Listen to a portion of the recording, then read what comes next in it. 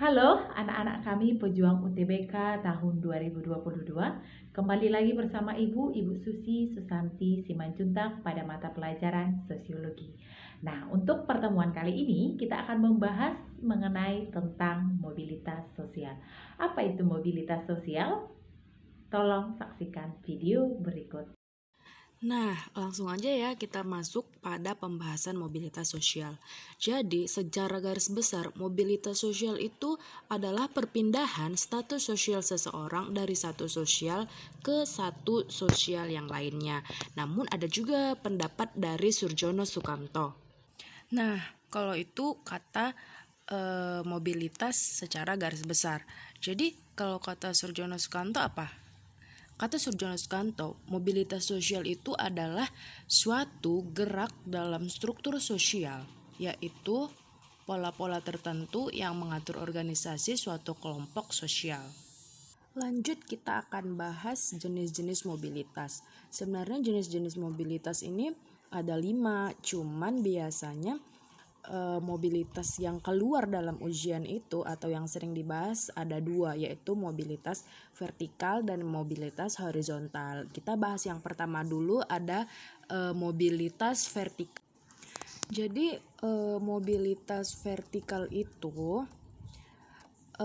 ada mobilitas vertikal naik dan mobilitas vertikal turun atau social climbing dan social sinking. Sedangkan contoh dari mobilitas naik itu adalah kenaikan jabatan.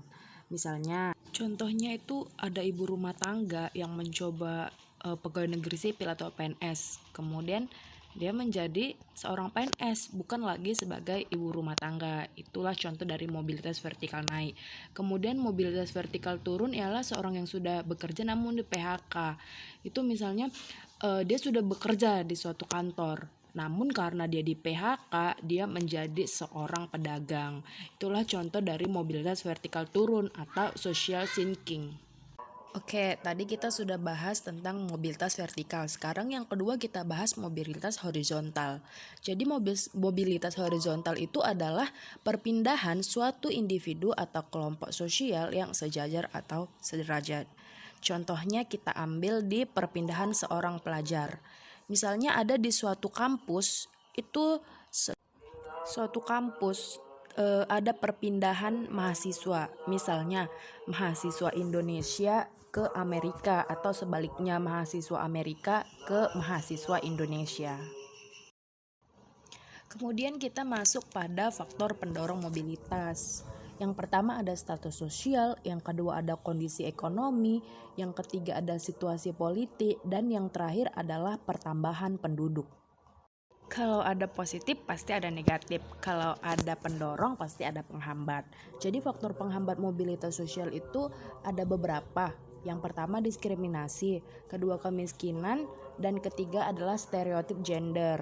Stereotip gender ini berkaitan dengan jenis kelamin. Lalu yang terakhir kita akan bahas mengenai dampak dari mobilitas sosial. Tentunya ada dampak positif dan negatif. Jadi dampak positifnya ada 2. Yang pertama mendorong seseorang untuk lebih maju, dan kedua adalah mempercepat tingkat perubahan sosial. Tadi sudah positif, sekarang dampak negatifnya. Yang pertama ada konflik antar kelas, yang kedua menyebabkan konflik antar kelompok, dan yang ketiga menyebabkan konflik antar generasi. Nah, bagaimana mengenai tentang penjelasan Ibu? Sekarang kamu sudah paham kan apa itu mobilitas sosial? Untuk itu anak-anak kami nantikan video-video selanjutnya dengan materi yang lebih menarik lagi. Demikian pembahasan kita kali ini. Terima kasih buat partisipasi anak-anak kami dan sampai jumpa di video selanjutnya.